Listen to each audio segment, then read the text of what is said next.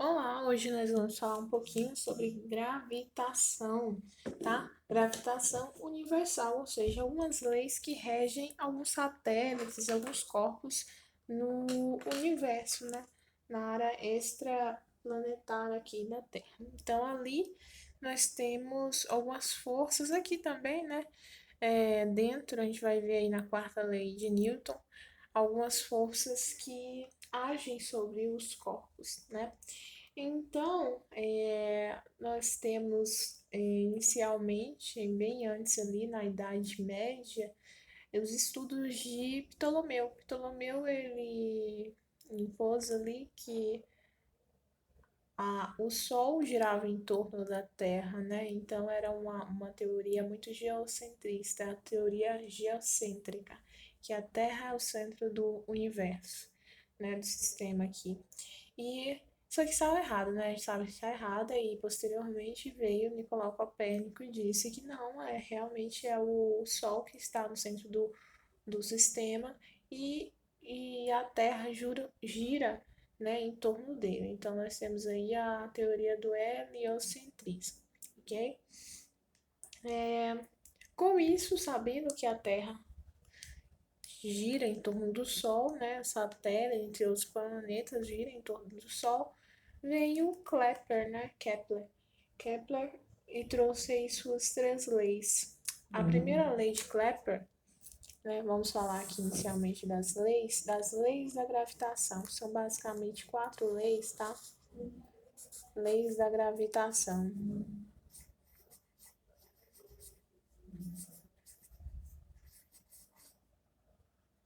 universal.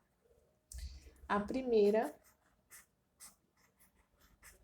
é a primeira lei de Kepler, ou chamada lei das órbitas, tá? Órbitas. A segunda lei é a lei das, das áreas, tá? Áreas areolar, né? E a terceira lei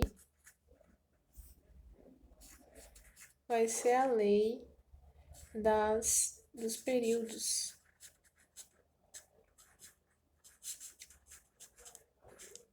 Nós temos as leis dos períodos, tá? Não dá para ver muito bem, não dá. Mas enfim, nós temos a lei dos períodos. E por último, a lei da gravitação universal de Newton. Aí vem Newton e fez outra lei, tá? Que é chamada de quarta lei. Então, nós temos aqui na primeira lei que Kepler, ao estudar tal, ele propôs. Aqui nós temos o Sol. Vamos desenhar aqui o Sol. Aqui nós temos um corpo, né? E aqui esse corpo ele gira em uma forma elíptica, né?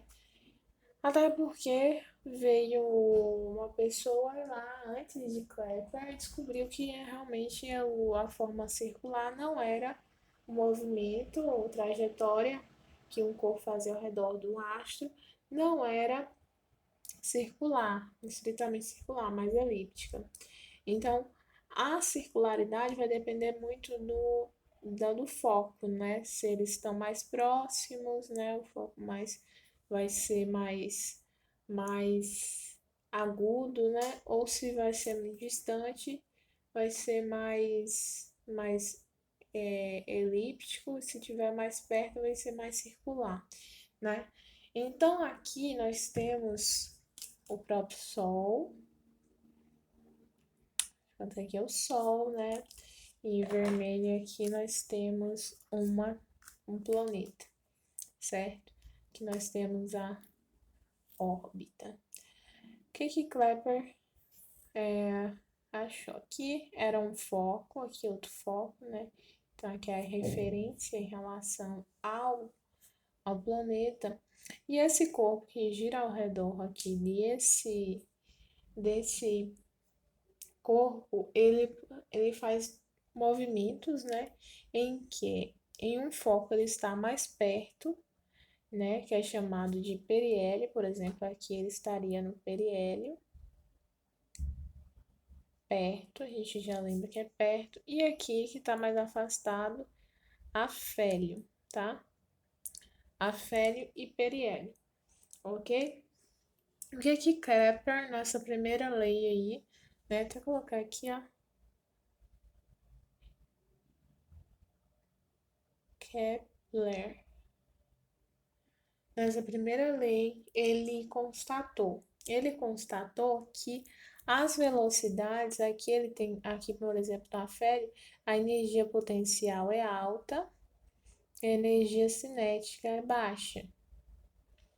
Já a energia potencial aqui, energia cinética é alta, né?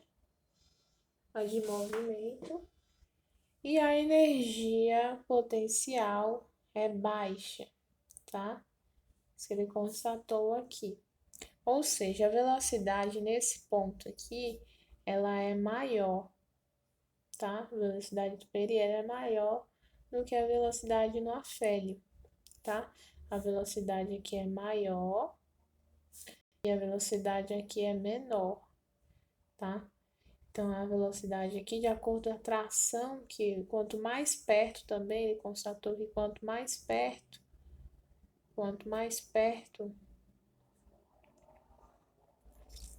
maior a força de atração. A força de atração dos astros, ok? Então, essa foi a primeira lei das velocidades aí das órbitas, ok? Então, essa foi a constatação.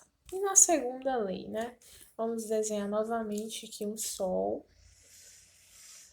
tá? O Sol, vamos desenhar o astro aqui em um foco, tá?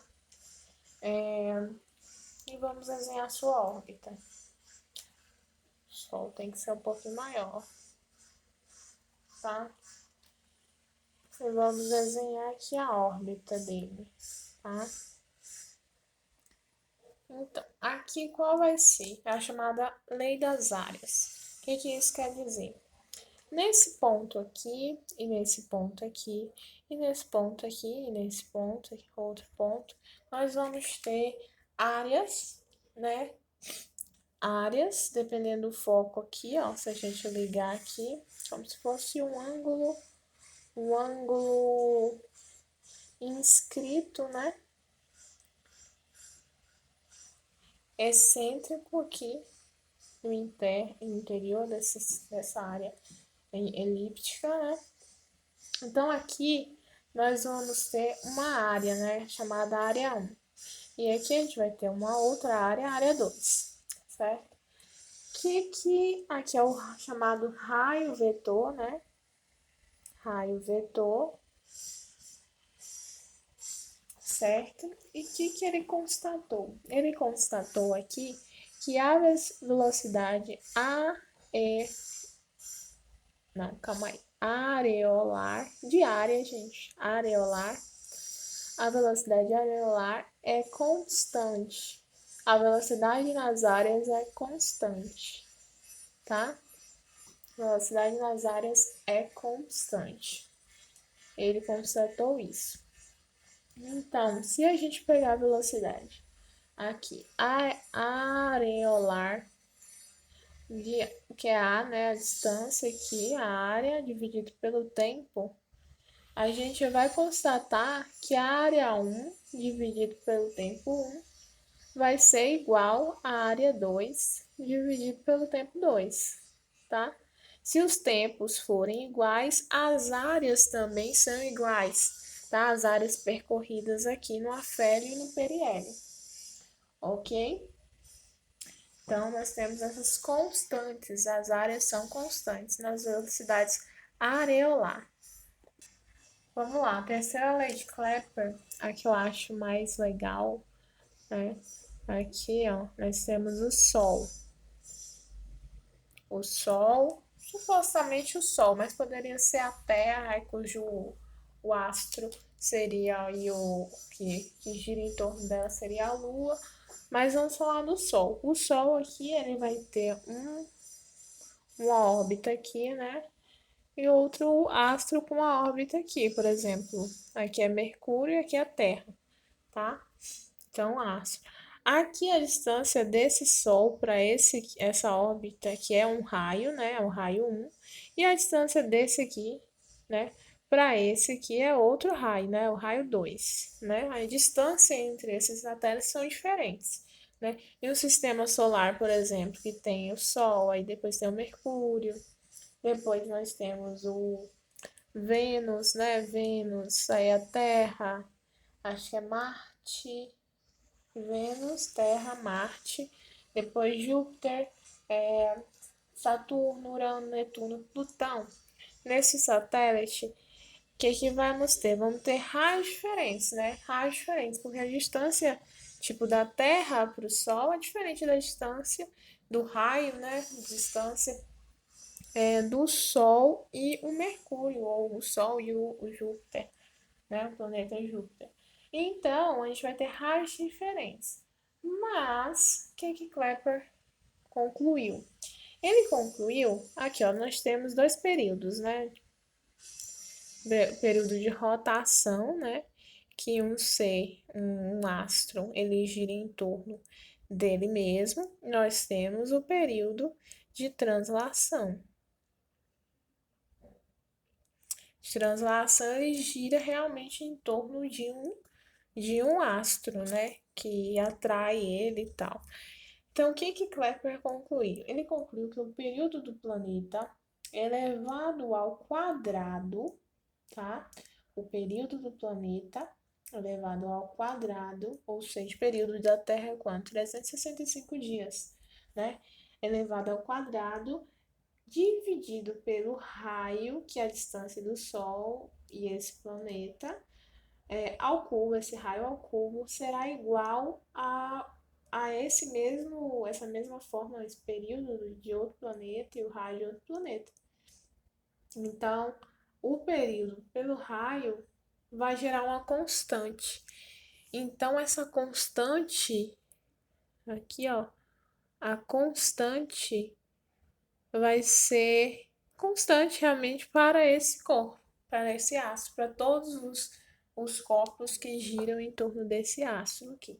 Então, nós vamos ter ó, que o período ao quadrado, por exemplo, 365 ao quadrado, se for da Terra, dividido pelo raio, né? O raio ao cubo de um, aqui é de um período, por exemplo, aqui é da Terra, né, que seria da Terra, vai ser igual ao período de Júpiter ao quadrado, dividido pelo raio cúbico de Júpiter pelo Sol. Então, todos se a gente fazer isso aqui para todos os planetas do sistema solar, vai dar o mesmo número, vai dar uma constante, tá? Gente, que coisa perfeita, né? O universo. Deve ter um arquiteto mesmo, porque ó, você vê, uma constante, essas constantes, não sei não, são muitas coincidências, tá? Então aqui a gente tem uma constante por exemplo, todos os planetas que giram em torno do Sol, ou todos os planetas que giram em torno todos os satélites, corpos que giram em torno da Terra, eles também têm uma constante. Então, tudo que gira em torno de você tem uma constante aí de acordo com o período e o raio. Olha que coisa legal, não é? Então, vamos ter aqui que esse período ao quadrado, por exemplo, aqui, exemplo, 365 ao quadrado dividido pelo raio, que é 10 sei lá, a 50, não sei quantos, é igual ao período do Mercúrio. Mercúrio seria o quê? Seria o quê? 2 dias, sei lá, que Mercúrio é mais perto do Sol, né? Então ele faz um período de translação mais rápido. Então, por exemplo, 50, vamos colocar 50 ao quadrado dividido pelo raio, seria 10 a tipo 30 aqui. É tudo igual, vai dar uma constante. Eu tô inventando isso aqui, tá? Mas é mais ou menos isso. Então, Kepler, ele concluiu isso. Ele inferiu aí, de acordo com suas leis, isso, tá? Vou ser chamado de lei dos períodos, tá? Um astro, ele tem essa constante aqui, ó. Constante. Aqui na área, a área areolar também é constante. E aqui a velocidade, ela é diferente no afélio e no periélio. Então, se for para resumir, ah, as leis, nós temos aqui algumas inferências, tá? Aqui nós teríamos aqui velocidades diferentes. Calma aí que eu quero uma caneta vermelha. Aqui nós vamos ter velocidades diferentes.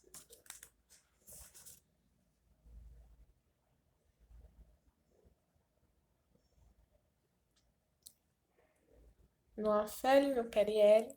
Aqui nós vamos ter velocidade areolar constantes, tá? Velocidades areolar constante. E aqui a gente vai ter a constante de acordo com o período por raio constantes. Vou colocar aqui, ó. Período por distância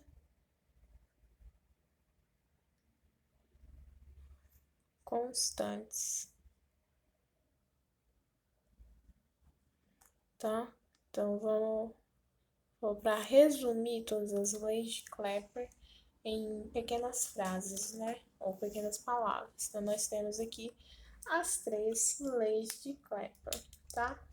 E se a gente quiser saber que os satélites dos planetas que giram ao redor do Sol, se a gente não lembrar assim, de qual a gente pode fazer um mnemônico, né?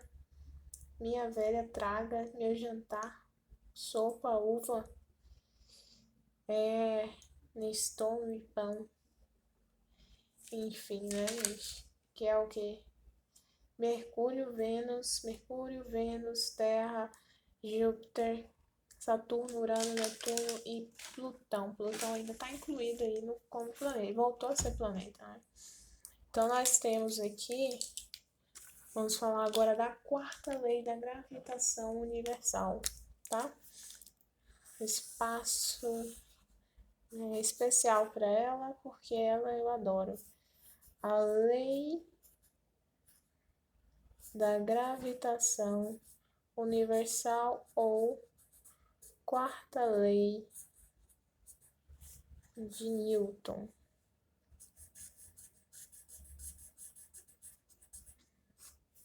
Também chamada 4ª lei de Newton, né? Newton tem a primeira lei, que foi a lei da inércia, né? Se um corpo está em movimento, ele tende a continuar em movimento. Se um corpo está em repouso, ele tende a continuar em repouso, a menos que algo atue sobre ele. Segunda lei, lei fundamental, ou lei das forças, né? Força é igual a massa vezes a aceleração, né? Nós temos a terceira lei, que é a lei da ação e da reação, né? Para toda ação há uma reação, ok? Então, nós temos a 4ª agora, que é a lei da gravitação universal, dada aqui por Newton. Essa lei é bastante famosa e ela basicamente diz o quê? Dois corpos que estão próximos, eles têm forças, eles se atraem, tá? De acordo aí a sua distância. As forças de atração, há forças de atração entre dois ou mais corpos, e isso vai depender da sua distância, tá? Da sua distância. Então, como é que vai ficar essa fórmula? Tem fórmula, gente. Isso não serve só para questão de corpos extraterrestres, né, fora da Terra, mas também corpos aqui dentro, né? Então, uma pessoa que está perto de outra pessoa, ela tem uma força de atração. Realmente, aqueles dois corpos, eles têm forças de atração ali de acordo com a distância que um está da outra. Claro que eles não vão se esbarrar, né? Porque a constante de gravitação, ela é muito pequena a ponto de não ocorrer isso, né? Então, para Newton, né, de acordo com sua lei, nós temos aqui que a força de atração entre dois corpos vai se dar pela constante gravitacional, G, Gzão, tá? Multiplicado por M, que é a massa do corpo maior ali que está sendo atraído, né? Multiplicado novamente pela massa do corpo menor. Isso tudo vai depender, vai ser proporcional, tá? À distância. Distância é essa ao quadrado, tá? Essa distância ao quadrado, ok? Então, a força, ela vai ser inversamente proporcional à distância, porque quanto maior a força, menor a distância. Quanto mais próximos os corpos estiverem, maior a força atuante. Quanto menor a força que os corpos tiverem, é porque a distância está muito grande, tá? Entre eles.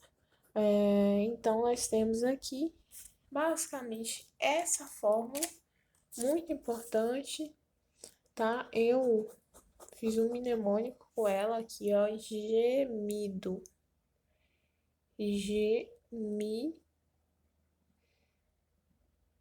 O D, né, deslocamento, gemido, tá? A, a da gravitação universal, ok? Gravitação universal, ok? Então, nós temos aí essa fórmula, né, de Newton, que diz, vamos lá, a lei de Newton diz, dois corpos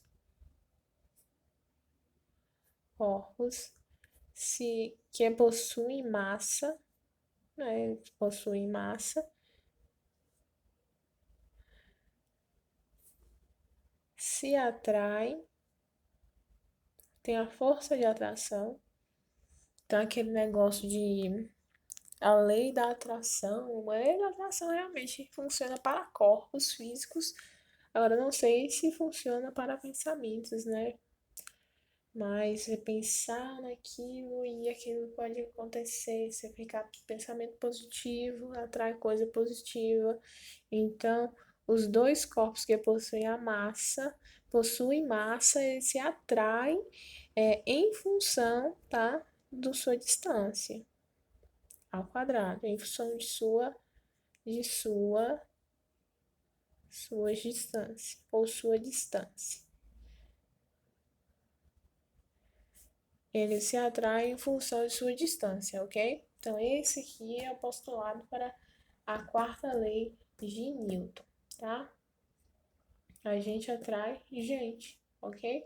Então, outra coisa que eu queria falar, né? Já que eu falei que a constante ela é mínima a ponto de não ocorrer esbarramento entre as pessoas, porque ela é 6,67 vezes 10 a menos 11, então é muito pequena, segundo o sistema internacional. Então, essa constante é muito pequena para a pessoa realmente se esbarrar. Então, essa lei aqui, ela diz que os corpos realmente se atraem, os corpos se atraem. Então, aí, primeira lei de Kepler, velocidades. Velocidades, né, são diferentes no afere Periele. Segunda lei, velocidade areolar é constante. Terceira lei, o período pelo raio, ele vai ser constante também, ok? Então, de um mesmo astro, né? O mesmo corpo, sistema ali, astros de um mesmo sistema. E nós temos a quarta lei, que é a lei do gemido, a lei que diz que os corpos se atraem. Os corpos se atraem em função da distância entre eles, ok? Então, as forças, elas são inversamente proporcionais à distância, tá? Então, se são inversamente proporcionais, se a gente tiver um gráfico aqui de força por distância, que a gente tem, né, que é trabalho, lembra no outro vídeo que a gente fez, força por distância, a gente tem aqui uma hipérbole, né? Uma hipérbole, que é o gráfico de razões inversamente proporcionais. Uma hipérbole, ok? Agora nós vamos falar rapidamente, tá? De corpos em órbitas. Corpos em órbitas. Como nós temos corpos em órbitas, tá? Corpos em órbitas. Você já assistiu como é? Gravidade.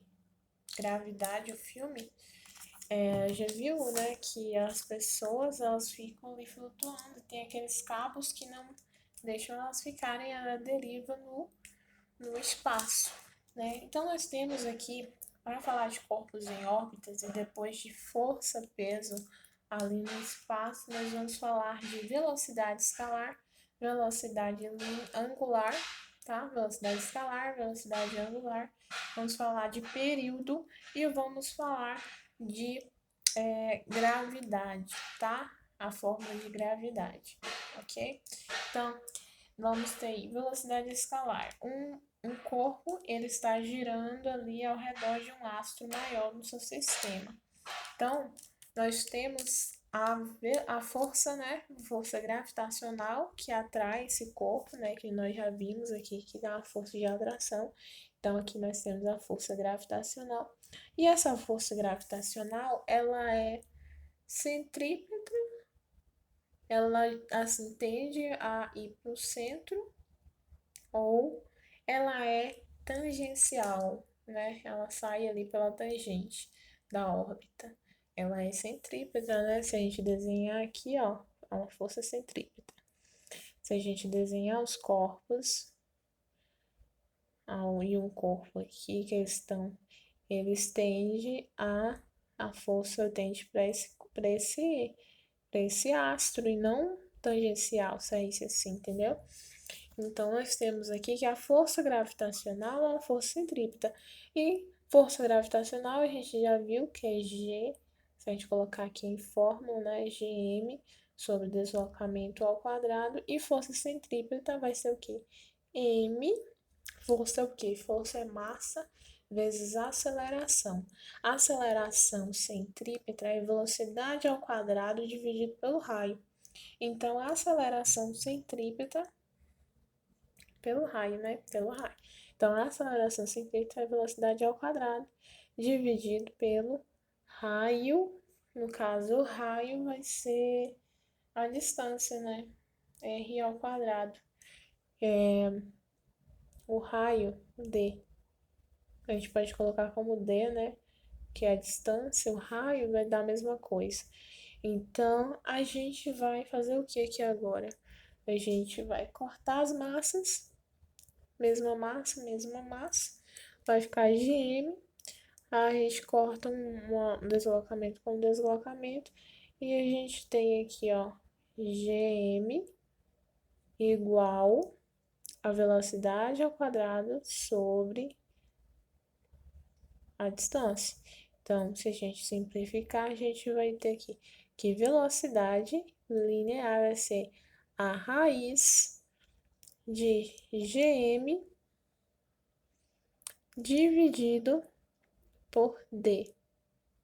É isso? Gm dividido por D, ok? Então, o que a gente tem aqui? Não, foi esse D que sobrou, né? Esse D cortou.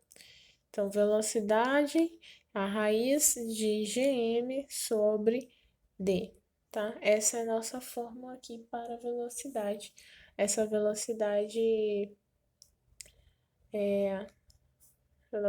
seria escalar, tá?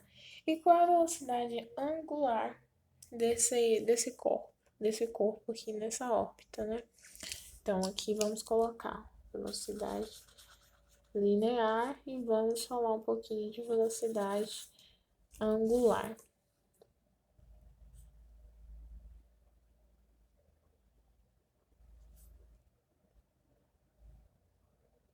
representado por W, esse ômega, né, esse W. Então, a velocidade angular, a gente tem, né, que V será igual a W vezes R, né, a velocidade angular vezes R. Não é isso aquela fórmula de movimento circular uniforme? A gente usa aqui as fórmulas de circular justamente porque é elíptica e tem tipo um circular, então é plausível fazer isso, tá? Então, nós vamos ter aqui que a velocidade, ela vai ser igual à velocidade angular vezes r. E no lugar dessa velocidade, né, essa